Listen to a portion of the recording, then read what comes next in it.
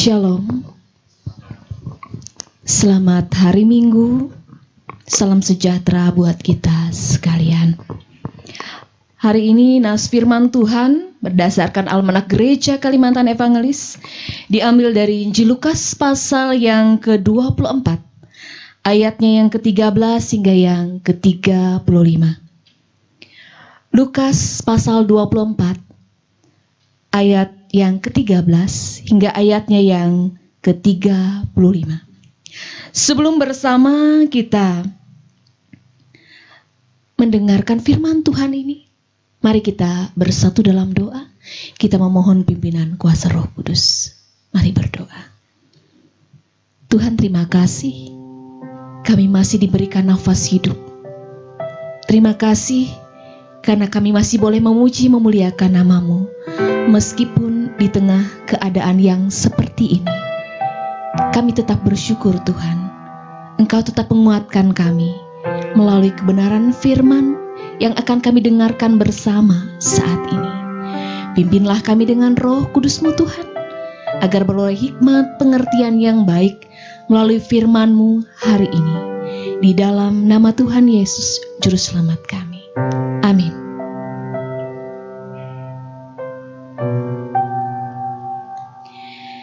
Yesus menampakkan diri di jalan ke Emmaus. Pada hari itu juga, dua orang dari murid-murid Yesus pergi ke sebuah kampung bernama Emmaus yang terletak kira-kira 7 mil jauhnya dari Yerusalem. Dan mereka bercakap-cakap tentang segala sesuatu yang telah terjadi.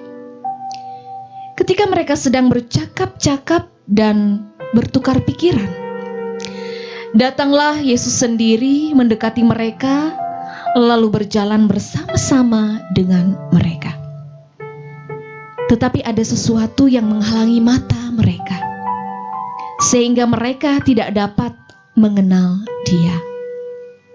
Yesus berkata kepada mereka, "Apakah yang kamu percakapkan sementara kamu berjalan?"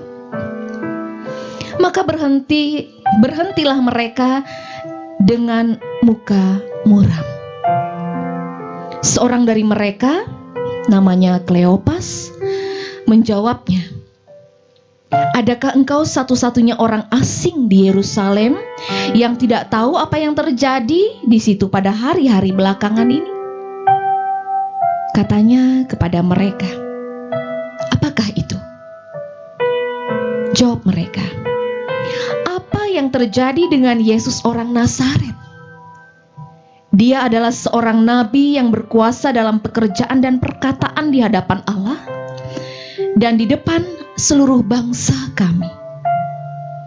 Tetapi imam-imam kepala dan pemimpin-pemimpin kami telah menyerahkan Dia untuk dihukum mati, dan mereka telah menyalibkannya. Padahal kami dahulu mengharapkan bahwa Dialah yang datang untuk membebaskan bangsa Israel. Tetapi sementara itu telah lewat 3 hari sejak semuanya itu terjadi. Tetapi beberapa perempuan dari kalangan kami telah mengejutkan kami.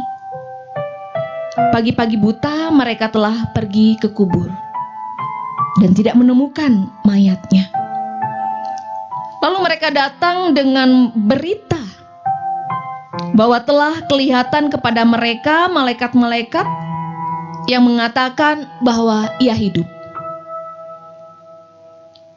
Dan beberapa teman kami telah pergi ke kubur itu dan mendapati bahwa memang benar yang dikatakan perempuan-perempuan itu, tetapi Dia tidak melihat mereka."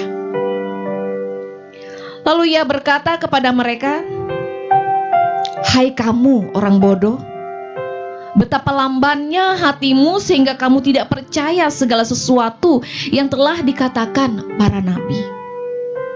Bukankah Mesias harus menderita semuanya itu dan masuk ke dalam kemuliaannya?" Lalu ia menjelaskan kepada mereka apa yang tertulis tentang dia dalam seluruh kitab suci, mulai dari kitab-kitab Musa dan segala kitab nabi-nabi. Mereka mendekati kampung yang mereka tuju. Lalu ia berbuat seolah-olah hendak meneruskan perjalanannya. Tetapi mereka mendesaknya, katanya, "Tinggallah bersama-sama dengan kami, sebab hari telah menjelang malam dan matahari hampir terbenam." Lalu masuklah ia untuk tinggal bersama-sama dengan mereka.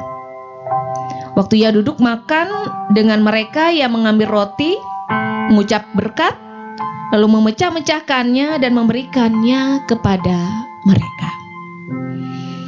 Ketika itu terbukalah mata mereka dan mereka pun mengenal dia. Tetapi ia lenyap dari tengah-tengah mereka. Kata mereka seorang kepada yang lain, "Bukankah hati kita berkobar-kobar ketika ia berbicara dengan kita di tengah jalan dan ketika ia menerangkan kitab suci kepada kita?" Lalu bangunlah mereka dan terus kembali ke Yerusalem. Di situ mereka mendapati ke-11 murid itu. Mereka sedang berkumpul bersama-sama dengan teman-teman mereka. Kata mereka itu, "Sungguhnya Tuhan telah bangkit dan telah menampakkan diri kepada Simon." Lalu kedua orang itu pun menceritakan apa yang telah terjadi di tengah jalan dan bagaimana mereka mengenal dia pada waktu ia memecah-mecahkan roti. Amin. Jemaat yang dikasih dalam Tuhan Yesus, siapa yang tidak merasa sedih ketika dia kehilangan seseorang yang dia kasihi? Setiap orang pasti merasakan yang namanya kesedihan. Dan hal ini pula dirasakan oleh murid-murid Tuhan Yesus. Orang-orang yang mengikut Yesus. Mereka begitu berduka, sedih, kecewa. Kecewa karena Yesus yang mereka harapkan untuk menjadi pemimpin bangsa mereka telah pergi meninggalkan mereka, dan apa yang menjadi harapan mereka tidak sesuai dengan kenyataan yang terjadi. Mereka takut orang-orang yang benci kepada Yesus pun datang untuk melakukan hal yang sama kepada mereka sebagai pengikut-pengikut Yesus. Dan mereka bingung, tidak tahu harus berbuat apa, seperti apa dan bagaimana. Seolah-olah hidup tidak ada pengharapan. Mereka putus asa. Dan pada saat perjalanan menuju ke Emmaus, kedua orang pengikut Yesus ini juga bertemu dengan Yesus, dan mereka tidak mengenal Yesus pada saat itu karena mata mereka ditutupi supaya mereka tidak mengenalnya pada saat itu, ataupun mata mereka tertutup untuk mengenal Yesus, karena mereka tidak percaya bahwa apa yang disampaikan oleh perempuan-perempuan yang datang ke kubur Yesus tentang kebangkitannya itu. Ketidakpercayaan mereka inilah yang membuat mereka tidak mengenal seseorang yang sedang berbicara dengan mereka saat itu. Namun dalam percakapan mereka tetap berbicara tentang Yesus. Apa yang Yesus lakukan, sehingga Yesus yang pada saat itu menjadi orang asing bagi mereka bertanya, apa yang sedang mereka percakapkan? Dan mereka menjelaskan siapa yang mereka perbincangkan. Mereka berbicara tentang Yesus dan apa saja yang telah terjadi. Lalu mereka mengatakan bahwa kabarnya Yesus ini telah bangkit. Namun mereka merasa antara percaya dan tidak dengan itu semua. Kemudian Yesus pun menjelaskan bahwa itu semua memang sudah harus terjadi dan itu semua tertulis. Mesias harus mengalami hal yang demikian. Sehingga pada saat mereka bersama dengan Yesus di sebuah tempat penginapan, Yesus melakukan sesuatu hal yang kemudian membuka mata mereka untuk mengenal Dia. Ketika Dia memberikan mereka anggur dan roti, mengingatkan mereka peristiwa di mana mereka melakukan itu semua sebelum Yesus meninggalkan mereka, ataupun sebelum Yesus melaksanakan apa yang harus terjadi atas hidupnya, pengorbanannya di kayu salib. Sehingga hal demikian membuka mata mereka dan mereka mengenal siapa teman mereka yang berbicara saat itu. Mereka mengenal Dialah Yesus. Di saat mereka mengenal itu, Yesus sudah tidak lagi bersama-sama dengan mereka. Jemaat yang dikasih dalam Tuhan Yesus, melalui firman Tuhan hari ini, nas ini mau mengingatkan kepada kita sebagaimana yang terjadi kepada murid-murid dalam perjalanan mereka menuju ke Emmaus. Di saat mereka dalam keadaan sedih, mereka menerima kehadiran Yesus yang saat itu mau berbicara dan bercakap-cakap dengan mereka. Sama seperti kita, di saat kita dalam keadaan sedih, putus asa, putus pengharapan karena berbagai hal yang terjadi dalam hidup kita, seperti peristiwa pada saat sekarang ini, di mana wabah Corona semakin merajalela. Di saat kita tidak mampu dan tidak bisa berbuat apa-apa, membuat kita merasa sedih, putus asa, tidak ada pengharapan, hadirkanlah Yesus untuk berbicara bersama-sama dengan kita. Sehingga sebagaimana yang dirasakan oleh murid-murid saat itu, mereka merasa hati mereka begitu berkobar-kobar. Ada semangat yang menyala-nyala dalam diri mereka karena kehadiran Yesus bersama dengan mereka. Ini adalah hal yang pertama yang bisa kita lakukan. Hal yang kedua, murid-murid ketika Yesus pergi, mereka tidak seorang diri. Mereka selalu punya teman. Mereka pergi berdua-dua. Sebagaimana ketika Yesus mengutus mereka untuk pergi bersaksi, mereka melakukannya berkelompok, berdua-dua. Ini mau memperlihatkan kepada kita bahwa dalam sebuah keluarga, suami dan istri, ketika menghadapi permasalahan hidup, mereka berdua boleh tetap saling menghibur dan menguatkan satu dengan yang lainnya. Mereka tidak sendiri, tapi dengan pasangan hidup mereka, mereka bisa berbagi sebagaimana murid-murid Tuhan Yesus. Di saat mereka sedih, mereka boleh saling menguatkan satu dengan yang lainnya. Ini hal kedua yang bisa kita teladani dari kebenaran firman. Dan yang ketiga, sebagai murid, sebagaimana murid-murid yang saat itu matanya tertutup. Mereka tidak mengenal Yesus. Mata hati mereka tertutup karena kesedihan mereka, karena ketakutan mereka, karena kekecewaan mereka. Tapi Yesus hadir untuk membuka mata hati dan pikiran mereka, sehingga keadaan mereka dipulihkan. Demikian juga dalam hidup kita.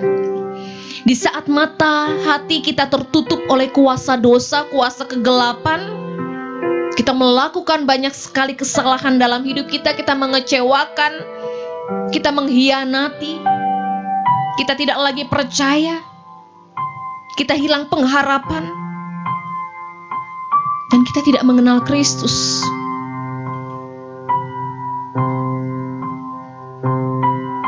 Bapak Ibu jemaat yang dikasihi Tuhan, tetaplah percaya bahwa setiap orang yang percaya, yang jatuh ke dalam pencobaan, akan ada saat di mana Tuhan akan membuka mata mereka untuk dapat mengenal Dia. Tuhan tidak meninggalkan orang-orang yang percaya kepadanya. Meskipun saat itu ia sedang jatuh ke dalam lumpur dosa, Tuhan Yesus tetap mengasihinya. Karena itu tetaplah percaya bahwa bagi setiap orang yang percaya kepada Tuhan Yesus, maka ada saatnya di mana Tuhan akan membuka mata hati dan pikirannya untuk mengenal Dia. Dan hal yang keempat, sebagaimana murid-murid yang bersikap baik, ramah ketika mereka berhadapan dengan Yesus yang dalam pandangan mereka saat itu adalah orang asing bagi mereka, kita juga demikian. Tetaplah bersikap baik dan ramah kepada semua orang, dan juga tidak berpikiran negatif meskipun orang itu asing bagi kita, karena kebaikan akan selalu menuai kebaikan. Dan hal yang terakhir, ketika orang menyakiti kita, ketika orang yang menyakiti kita itu ingin meminta maaf, ingin memohon ampun atas kesalahannya kepada kita,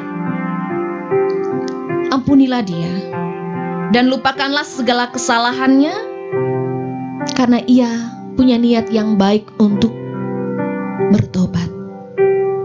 Sebagaimana Yesus yang telah melupakan penderitaannya di kayu salib, ketika ia melihat bahwa ada sukacita besar dari pengorbanannya itu, bahwa ada keselamatan yang bisa dia berikan bagi semua orang dari pengorbanannya itu. Demikian juga dalam hidup kita.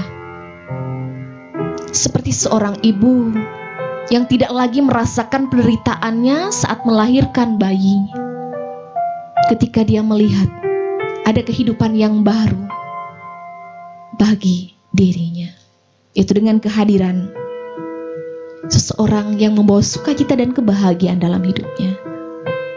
Demikian juga dalam hidup kita.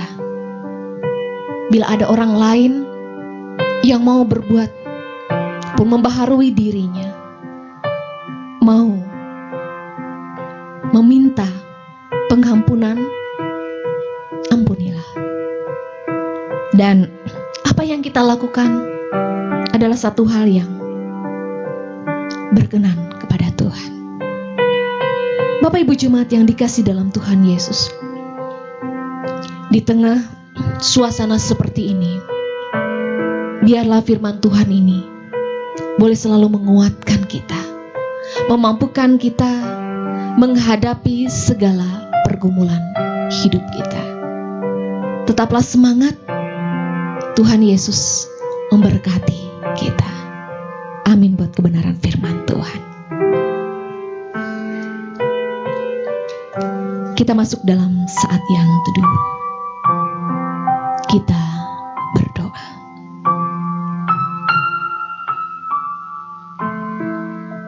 Tuhan, terima kasih untuk firman. Biarlah kebenaran firman ini boleh menguatkan kami. Saat ini Tuhan melihat seperti apa dan bagaimana keadaan bangsa dan negara kami. Situasi kami semakin sulit.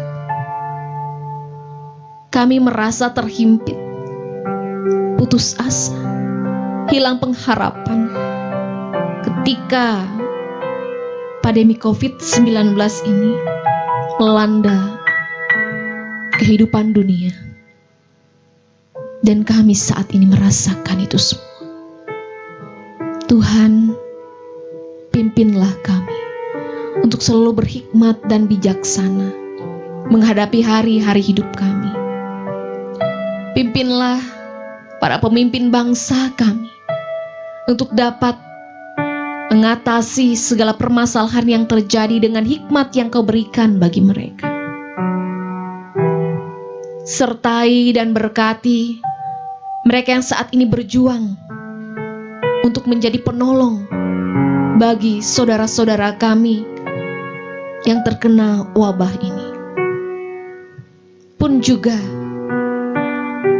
sentuhlah hati-hati orang-orang yang dermawan, yang mau menolong saudara-saudara yang dalam keadaan seperti ini. Tuhan, Engkau tahu yang terbaik bagi saudara-saudara kami saat ini, baik mereka yang terkena wabah ini ataupun juga keluarga yang harus menghadapi akibat ataupun dampak dari peristiwa ini.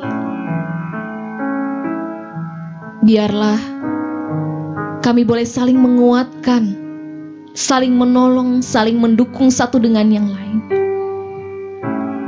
Bahkan mendukung para pemimpin bangsa kami untuk menjalankan tugas mereka untuk mencegah meluasnya wabah COVID-19 ini. Dan kami boleh melakukan yang terbaik untuk bangsa dan negara kami dengan cara menjaga kesehatan, menjaga kebersihan, bahkan juga untuk tetap tinggal di rumah saja. Tuhan, pimpinlah gereja-Mu pula untuk bukan hanya dapat memuji, memuliakan nama Tuhan, tetapi dapat mewujud nyatakan kasih Tuhan bagi sesama kami. Tuhan, Engkau menyentuh hati dan pikiran kami saat ini. Dikala kami sombong dengan akal, pikir, jasmani, rohani kami, Tuhan mau mengingatkan kami untuk selalu belajar hidup rendah hati. Tetap mengandalkan Tuhan di dalam segala hal yang terjadi dalam hidup kami. Terima kasih Tuhan, mampukan gereja-Mu untuk melakukan yang terbaik bagi orang-orang di sekitarnya. Dan biarlah gereja terus bertumbuh dan bertumbuh. Meskipun wabah ini membuat kami tidak bisa berkumpul di rumah-Mu yang kudus, tetapi kasih Tuhan luar biasa. Meskipun saat ini kami harus beribadah di rumah masing-masing, tapi kasih Tuhan tidak hanya sampai di sini, tapi untuk seterusnya dan selama-lamanya, dimanapun kami berada, dimanapun kami memuji dan memuliakan nama-Mu, Tuhan selalu menyertai dan memberkatinya. Dan bagi keluarga Kristen-Mu Tuhan, yang saat ini harus beribadah di rumah masing-masing, Tuhan memberkati. Biarlah mesbah keluarga, jadikan iman, percaya, pengharapan kami kepada Kristus Yesus Tuhan kami semakin bertumbuh. Nama Tuhan dimuliakan. Karena ada banyak jiwa yang dimenangkan, meskipun dari setiap keluarga boleh menyampaikan segala keinginan dan harapan. Kasih Tuhan sungguh luar biasa bagi setiap orang. Karena itu saat ini kami serahkan kehidupan keluarga Kristen-Mu Tuhan. Apapun yang kami lakukan, biarlah berkenan kepadamu. Terima kasih Bapa, ini doa dan harapan kami.